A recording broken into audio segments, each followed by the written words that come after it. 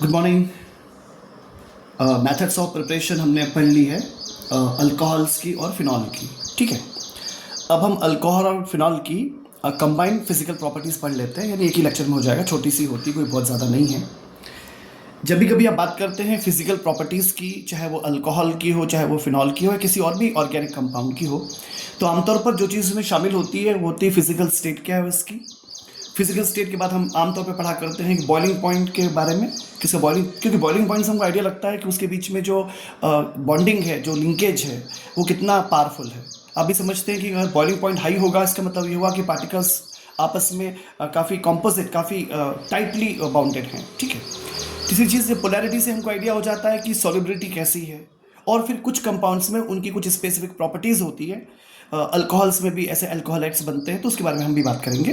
तो वो कुछ अलग होती है, तो हर एक कंपाउंड में कुछ स्पेशलिटी होती है, कई बार उसके फिजियोलॉजिकल रिलेशंस होते हैं कुछ। ठीक है, तो वो एक अलग कंसेप्ट हो जाता है। फिर उसमें उसके क्या क्या मतलब साइड इफेक्ट्स होते हैं, कभी यूटिलाइजेशंस वगैरह, तो डिपेंड करता है। Let me start with the alcohol and phenol naturally physical properties. देखिए, पहली स्टेट तो वही हम यही कहेंगे कि फिजिकल स्टेट के लिए हम बोलेंगे, पहली प्रॉपर्टी के लिए फिजिकल स्टेट। तो जो अल्कोहल्स होते हैं, यानी ऑर्डिनरी टेम्परेचर पे, ऑर्डिनरी टेम्परेचर मतलब रूम टेम्परेचर, जो भी लोअर अल्कोहल्स होते हैं, they are colourless liquids with distinct smell and burning taste, है ना। इसको कुछ मतलब एक्सपेरिमेंट करने की जरूरत नहीं है, बिलीव करें ऐसा होता है। The higher members are colourless, odourless and wax type solid. ठीक है, मुलायम किस्म के सॉलिड हुआ करते हैं, दिमाग में रखिएगा।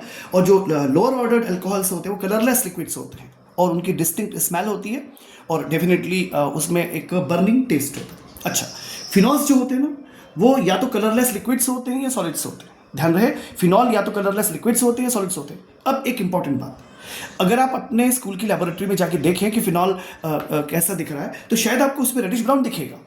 तो यू माइट ऑब्जेक्ट, ओ हमको कहा क्या कि वो तो कलरलेस होता है। एक्चुअली क्या होता है, ये ना एटमॉस्फेरिक ऑक्सीडेशन के कारण हो गया है। उस फिनॉल का एक्चुअली एटमॉस्फेरिक ऑक्सीडेशन हो गया है, इसलिए उसका कलर रेडिश ब्राउन दिखाई देता है। ठीक है, जब जब आप जैसे एक बॉटल आप ओपन करते हो, बार बार उसका यूज़ करते हो, तो वो एयर के कॉन्टैक्ट में आने से उसका ऑक्सीडेशन हो जाता है, इस कारण से उसका कलर रेडिश ब्राउन है। यानी लेकिन जो प्योर फिनॉल होता है वो, ध्यान रहे, हमेशा कलरलेस होता है। ठीक है, तो दिमाग में रखिए, बस छोटी सी बातें होती है फिजिकल स्टेट के लिए। दूसरी चीज़ ये हम कहेंगे जैसे बॉइलिंग पॉइंट। अब बॉइलिंग पॉइंट कैसे हम कह सकते हैं, हाइड्रोकार्बन के कंपैरिजन में या इवन अल्काइल हैलाइड के कंपैरिजन में अल्कोहल के बॉइलिंग पॉइंट ज्यादा होते हैं। ठीक है, एक छोटा सा एक उदाहरण है, मानगी है छोटी सी। CH4 लिखा मैंने, मान लो CH3Cl लिखा, मान लो मैंने CH3Br लिखा, मान लो मैंने और लिखा Br लिखा, और यहाँ लिख दिया CH3OH। Am I clear? देखिए ध्यान से, सभी CH3 प्रोडक्ट, ये CH3H है, ये CH3Cl है, ये CH3Br है, ये CH3OH है। CH3H यानी हाइड्रोकार्बन हो गया। Am I clear? हम बात करें बॉइलिंग पॉइंट के ऊपर। CH4 का जो बॉइलिंग पॉइंट होता है ना, वो 90 केल्विन होता है। ध्यान रहे, मैं केल्विन में बात कर रहा हूँ। ठीक है, और CH3Cl का 249 होता है, इसका 278 होता है, इसका 337.5, 338 भी लिखा रहता है कुछ किताबों में, तो 337.5 केल्विन होता है। ठीक है, अब क्वेश्चन उठता है, इसमें तो बहुत ज्यादा हो गया है। तो भाई इनफैक्ट अगर अपन अल्किल हैलाइड से कंपेयर करें तो भी उससे ज्यादा हो गया है। सेम अल्काइल ग्रुप है ना भाई सब में, मतलब सिर्फ फंक्शनल ग्रुप का ही खेल हो गया है। तो नेचुरली ऐसा क्यों हो गया? क्योंकि इसमें जो अल्कोहल्स होते हैं उसमें इंटरमॉलिक्यूलर हाइड्रोजन बॉन्ड बनाने की एक बेहतरीन किस्म की कैपेसिटी होती है। तो इंटरमॉलिक्यूलर हाइड्रोजन बॉन्ड बनाने की कैपेसिटी होने के कारण बेसिक कॉन्सेप्ट ये होता है कि ये कभी डिस्क्रीट मॉलिक्यूलर फॉर्मेट में नहीं होते, ये हमेशा एसोसिएटेड फॉर्मेट में होते हैं। Am I clear to you? यानी सिंपल सी कहानी इतनी सी कह सकते हो आप कि ये डिस्क्रीट मॉलिक्यूल के फॉर्मुलेशन में नहीं होते, ये एसोसिएटेड मॉलिक्यूल के फॉर्मेशन में होते हैं। ठीक है ना? यानी हम इसको ऐसे शायद शो कर सकते हैं, जिसमें मैं आपको शो करने की कोशिश करूं। देखिए, ये H लिखा, ये O लिखा, ये R लिखा, फिर ये H लिखा, फिर O लिखा, फिर R लिखा, फिर H लिखा, फिर O लिखा, R लिखा। आप समझ रहे होंगे, इस H पे plus delta minus delta, plus delta minus delta, plus delta minus delta, ये सीक्वेंस चलती रहती है। ठीक है कि नहीं? तो इसी कारण से। अच्छा, एक और इंपॉर्टेंट चीज, अगर आप सोचो, अगर आप अल्कोहल के बीच में बॉन्डिंग को तोड़ना चाहोगे, अगर आप अल्कोहल के बीच में जो हाइड्रोजन बॉन्डिंग से तोड़ना चाहोगे, तो आपको बहुत सारे बॉन्ड तोड़ना पड़ेंगे। Am I clear? क्योंकि लार्ज नंबर में अल्कोहल मॉलिक्यूल्स एक साथ जुटे हुए हैं। Am I clear? बहुत सारे मॉलिक्यूल्स एक साथ जुटे हुए हैं, तो डेफिनेटली जब ये बहुत सारे बॉन्ड तोड़ने पड़ेंगे, बहुत सारे एनर्जी चाहिए होगी, इसलिए तो इनके बॉइलिंग पॉइंट्स हायर होते हैं। Am I clear? इसीलिए इनके बॉइलिंग पॉइंट्स हायर होते हैं। डेफिनेटली एक और इंपॉर्टेंट बात आती है सामने, या एम आई क्लियर? मैं आपको शायद बता पा रहा हूँ कि hydrogen bond, intermolecular hydrogen bond के प्रेजेंस के कारण ये जो अल्कोहल्स होते हैं, इनके बॉइलिंग पॉइंट हायर ऑर्डर में होते हैं। ठीक है, और कुछ बात करते हैं। देखिए, ये भी आप समझते होंगे, अगर आप आइसोमेरिक या आइसोमेरिक अल्कोहल्स पे बात करो, आइसोमेरिज्म या आइसोमेरिक अल्कोहल मतलब क्या, एक तो सिंगल चेन में होगा और ब्रांचिंग में भी आ जाएगा। तो अब आपको समझ में आ गया होगा कि मैं क्या बोलने वाला हूं। ब्रांचिंग जितनी ज़्यादा होगी सरफेस एरिया उतना कम होगा। सरफेस एरिया जितना कम होगा weak van der Waals force of attraction उतना कम हो जाएगा। Weak van der Waals force of attraction जितना कम हो जाएगा डेफिनेटली बॉइलिंग पॉइंट उतना कम हो जाएगा। यानी जितनी ज़्यादा ब्रांचिंग बॉइलिंग पॉइंट उतना कम। M I clear? क्या मैं इसको ऐसा नहीं बोल सकता जैसे मैंने आपसे कहा CH3 CH2 CH2 CH2 OH है, ठीक है, एक ये हो गया। Am I clear? चलिए और कुछ लिख लेते हैं। अब लिख लेते हैं, मान लो कि 1 डिग्री ले लेते कोई, CH3 CH3 ले लेते हैं, ये CH2 OH एक ब्रांचिंग कर दी इसमें, ठीक है। CH3 होल ट्वाइस हो गया, C हो गया, इसमें बैलेंस 4 नहीं हुई, H लिख दो, 4 हो गई, CH2 OH हो गया, ठीक है। एक एग्जाम्पल कोट कर देते हैं, CH3 CH, यहाँ OH ले लेते हैं, यहाँ पे ले लेते हैं CH2, यहाँ ले लेते हैं CH3, ठीक है। अब ले लेते हैं CH3, एक ले लेते हैं CH3, ये भी CH3 और ये OH। M I clear? ये हो गया, ठीक है। अब ये जो दिख रहा है आपको सिंगल, इसकी जो बॉइलिंग पॉइंट होता है केल्विन में 390 होता है, ठीक है। अब आप देखो ध्यान से कि ये क्या चीज हो गई, CH3C जिस कार्बन पे फंक्शनल ग्रुप है वो कार्बन एक कार्बन से अटैच है, यानी 1 डिग्री है ये तो। Am I clear? 2 methyl propane 1 ol, ये क्या चीज है, 2 मिथाइल, ये 1 पोजीशन है ना, ये 2 पोजीशन है, ये 3, 2 मिथाइल प्रोपेन 1 ऑल है, ये 1 डिग्री है, इसका बॉइलिंग पॉइंट होता है 381 केल्विन, ठीक है। अच्छा, इससे मिलते हैं, इसमें देखो ध्यान से, जिस कार्बन पे फंक्शनल ग्रुप है वो 2 कार्बन से जुड़ा हुआ है, यानी ये कैसा है, 2 डिग्री है। क्या चीज है, ब्यूटेन टू ऑल, ये क्या है, ब्यूटेन टू ऑल, ये 1 ये 2 ये 3 ये 4 ब्यूटेन टू ऑल है, इसका बॉइलिंग पॉइंट होता है 373। देखो और कम हो गया। Am I clear? चलिए और बात करते हैं, 3 डिग्री पे आ जाते हैं। 3 डिग्री में क्या होगा, जिस कार्बन पे फंक्शनल ग्रुप है वो 3 कार्बन से जुड़ा हुआ है, कैसा है, टर्सरी है, ये क्या चीज है, ये है 1 2 3 2 methyl propane two ol. Am I clear? 2 methyl propane two ol है ये 3 डिग्री है, ये 2 डिग्री है, ये 1 डिग्री है। हमने क्या समझ में आया हमको, इसका बॉइलिंग पॉइंट कितना होता है, ये होता है 356 केल्विन। M I clear? ये 373 है, ये 381 है, ये 390 है, साफ साफ दिखाई दे रहा है। क्या ऑर्डर जो होगा वो क्या होगा, primary secondary and tertiary. Am I clear? तो बॉइलिंग पॉइंट का ऑर्डर होता है प्राइमरी सेकेंडरी टर्सरी, और दिमाग में रखिएगा जितनी ज्यादा ब्रांचिंग होगी बॉइलिंग पॉइंट उतना कम हो जाता है। Am I clear? ये सिंपल सी कहानी है। सिमिलरली आप खेल कर सकते हो, देखिएगा। हाँ, एक और बात, अगर मतलब मॉलिक्यूलर मास इंक्रीज होता है तो बॉइलिंग पॉइंट में एक रेगुलर इंक्रीज शो होता है, ध्यान रखिएगा। इंक्रीज इन मॉलिक्यूलर मास मतलब बॉइलिंग पॉइंट में एक regular increase. Am I clear? चलिए और बात करते हैं। देखो जैसा अल्कोहल्स में होता है ना, फिनॉल में भी बहुत कुछ वैसा ही होता है, ठीक है कि नहीं?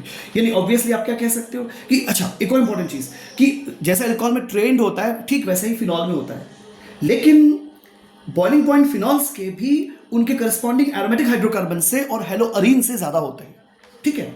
क्या सर मैं कैसे मैं एग्जांपल दे सकता हूं, जैसे हमने पहले बात की थी ना, देखो CH4 को कंपेयर किया था CH3Cl CH3Br और फिर CH3OH से, तो let me do for aromatic.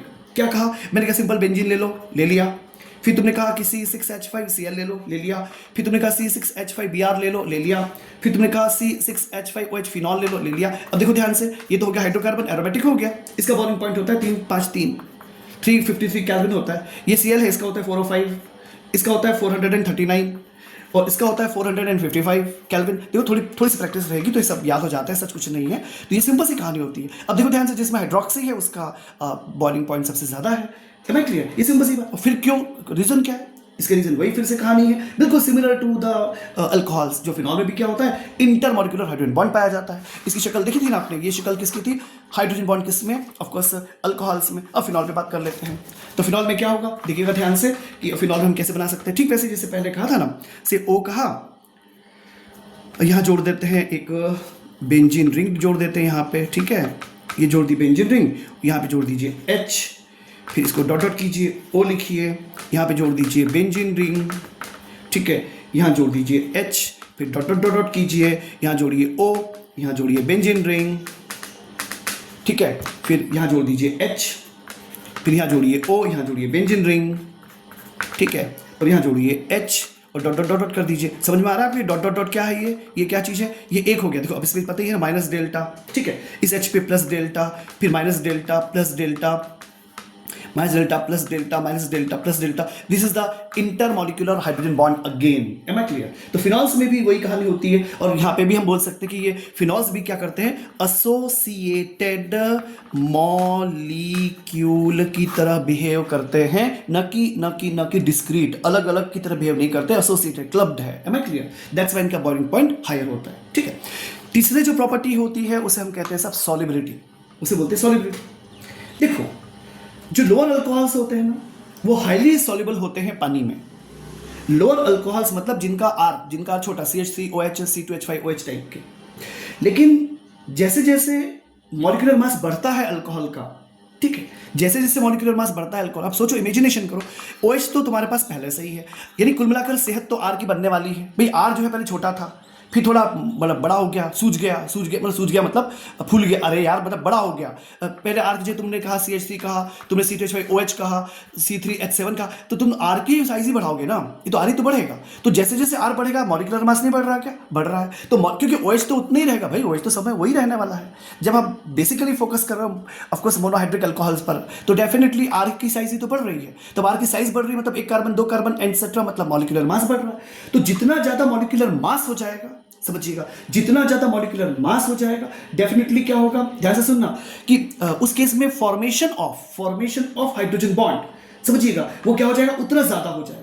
समझ में? तो सॉल्युबिलिटी क्या हो जाएगी, डिक्रीज हो जाएगी। समझने की कोशिश कीजिएगा, मैं दूसरे ढंग से इसको समझाने की कोशिश करता हूं। देखो, कॉन्सेप्ट क्या कहता है कि extent of solubility in any alcohol, जो in water actually depends upon the capacity to create the hydrogen bond. Am I clear? यानी हाइड्रोजन बॉन्ड बनाने की कैपेसिटी पानी के साथ हाइड्रोजन बॉन्ड बनाने की कैपेसिटी, मॉलिक्यूलर मास अगर इंक्रीज हो जाएगा तो हाइड्रोकार्बन पार्ट, यानी जो अल्काइल ग्रुप है बिकम्स लार्जर। ये फॉर्मेशन ऑफ हाइड्रोजन बॉन्ड को रेजिस्ट करेगा। अरे यार, इनके बीच में तो हाइड्रोजन बॉन्ड है, पर पानी में घुलना तब होगा जब एक कंपाउंड जो होगा वो पानी के साथ हाइड्रोजन बॉन्ड बनाए। समझिएगा भाई, पानी में ऑलरेडी हाइड्रोजन बॉन्ड है, और ऐसे ही किसी भी ऑर्गेनिक कंपाउंड में अगर मान लो इस तरह की प्रेजेंस होती है, जैसे आपने फिनॉल में शो किया है, तो इसमें भी हाइड्रोजन बॉन्ड है। अगर ये पानी में घुलना चाह रहा है, या कोई अल्काइल पानी में घुलना चाह रहा है, कोई अल्कोहल पानी में घुलना चाह रहा है, तो अल्काइल को, यानी जो स्पीशी है, उसे पानी के साथ बनाना पड़ेगा।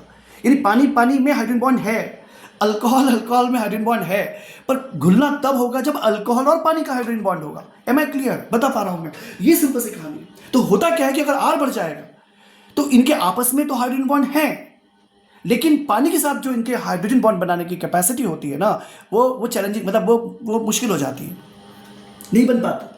तो सॉल्युबिलिटी क्या हो जाती है, डिक्रीज हो जाती है।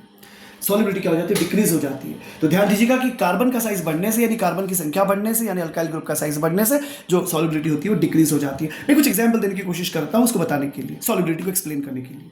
मान लो मैंने आपसे कहा ब्यूटाइल अल्कोहल कहा, ब्यूटाइल अल्कोहल, ठीक है, लिख दिया ब्यूटाइल अल्कोहल, फिर ले लिया पेंटाइल अल्कोहल ले लिया मान लो, फिर हेक्साइल ले लिया मान लीजिए, और फिर हेप्टाइल ले लिया, ठीक है, चलेगा। ये C7 हो जाएगा, C6 हो जाएगा, C5 हो जाएगा, C4 हो जाएगा, ठीक है। अच्छा, अब सॉल्युबिलिटी देखिएगा आप, 100 ग्राम पानी में कौन कितना घुलता है, ठीक है, 100 ग्राम पानी में कितना घुलता है। तो डाटा कहते हैं ये 7.9, ये कितना 2.3, ये सिर्फ 0.6, और भैया ये तो सिर्फ 0.2, मतलब ये सिर्फ ग्राम में, ये सब ग्राम में डाटा है। 100 ग्राम पानी में इतना घुलते हैं। साफ दिखाई दे रहा है कि जैसे जैसे कार्बन की सेहत बन रही है, वैसे वैसे क्या हो रहा है, जो सॉल्युबिलिटी है वो कम होती चली जा रही है। समझ में आया? अगर आप आइसोमेरिक अल्कोहल्स देखोगे तो सॉल्युबिलिटी इंक्रीज होती है ब्रांचिंग के साथ। ध्यान रखिएगा, सॉल्युबिलिटी इंक्रीज होती है ब्रांचिंग के साथ। कहानी वही है, सरफेस एरिया कम होने से वॉन डेर वाल फोर्स जो होता है वो कमजोर हो जाता है, ठीक है। जैसे आप फिर से बात करोगे, एक बार मैंने आपसे कहा कि ब्यूटाइल अल्कोहल ले लिया, फिर मैंने आइसोब्यूटाइल ले लिया, ठीक है, फिर मान लो मैंने ले लिया सेकेंडरी ब्यूटाइल ले लिया, फिर मान लो मैंने ले लिया टर्सरी ब्यूटाइल ले लिया, ठीक है। तो अगर आप इसकी सॉल्युबिलिटी देखेंगे, वापस वही कहानी, तो ध्यान से देखिएगा, मजेदार आंसर आएगा। ये आएगा 7.9 आ जाता है, ये अप्रॉक्सीमेटली 10 आ जाता है, ये अप्रॉक्सीमेटली 12.5 आ जाता है, और ये बताओ कितना होगा, infinity. Am I clear? Of course it mentioned infinity, खूब सारा घुल जाता है। बट लाइक अल्कोहल्स, ध्यान रखिएगा, जैसे अल्कोहल में कहानी होती है, phenols also form hydrogen bond with water and hence should be soluble in water. Am I clear?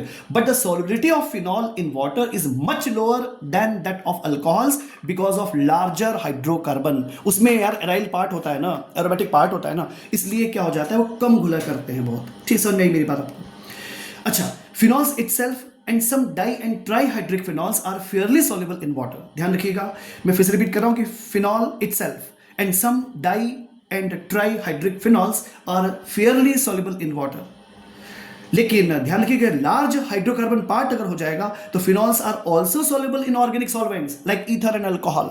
यानी फिनॉल किस में घुलने को राजी है, पानी में फेयरली घुल जाता है, ठीक है, एक्सेसिवली घुलता है ऐसा नहीं कह पाएंगे, फेयरली घुल जाता है, लेकिन ये साथ ही साथ में ईथर और अल्कोहल में भी घुल जाता है। यानी पोलर सॉल्वेंट पानी के साथ साथ ये ऑर्गेनिक सॉल्वेंट में भी घुल जाता है। ठीक है, ये थी 3 बेसिक प्रॉपर्टीज। अब मुझे आपसे थोड़ी सी बात करनी है, छोटी सी कहानी, फॉर्मेशन ऑफ, एक अच्छा टॉपिक है, आउट ऑफ सिलेबस होगा कोई बात नहीं। एल्कोहलेट्स बनाता है, इट्स ब्यूटीफुल टू से। लोअर अल्कोहल्स होते हैं ना, लोअर अल्कोहल मतलब कौन, CH3OH ले लीजिए, C2H5OH ले लीजिए। ठीक है, ये क्या करते हैं, ये एनहाइड्रस CaCl2 या MgCl2, एनहाइड्रस MgCl2 या फिर Mg है, या फिर CaCl2 से रिएक्ट करते हैं और सॉलिड डेरिवेटिव्स बनाते हैं जिनको कहा जाता है एल्कोहलेट्स। क्या बोला जाता है इनको, एल्कोहलेट्स बोला जाता है। लेट मी डू इट, कैसे, बड़ा सिंपल सा है लेकिन ये एक अच्छा क्वेश्चन होता है ये। ठीक है, एक अच्छा क्वेश्चन होता है। सो लेट मी से, जैसे मैंने आपसे कहा CaCl2 इज हियर। ठीक है, तुम्हारे पास क्या अवेलेबल है, CaCl2, let it allow to react with 4CH3OH। ठीक है, तो ध्यान से देखिएगा क्या बन रहा है, बनेगा CaCl2 डॉट 4CH3OH, इसे बोलते हैं एल्कोहलेट। ठीक है, सिमिलरली आप कह सकते हो CaCl2 प्लस 3C2H5OH, क्या बनेगा, CaCl2 dot 3C2H5OH। Am I clear. Similarly एक और एग्जाम्पल ले लेते हैं, Mg का ले लो, MgCl2 प्लस 6C2H5OH, क्या बनेगा, MgCl2 डॉट 6C2H5OH। इन सबको कहा जाता है alcoholates. It is because of the reason that alcohols can not be dried over anhydrous CaCl2 and MgCl2। पता है ना आपको, किसी चीज में से मॉइस्चर दूर करने के लिए हम आमतौर पर एनहाइड्रस CaCl2 का या MgCl2 का यूज करते हैं, पर अल्कोहल को ड्राई करने के लिए हम इनका यूज नहीं कर सकते क्योंकि they react to create simply the alcoholate. Right, last but not at the least, what you can speak now, physiological action. आपको पता है अच्छी तरह से कि जो अल्कोहल्स होते हैं ना, वो जाने जाते हैं उनके फिजियोलॉजिकल एक्शन के कारण।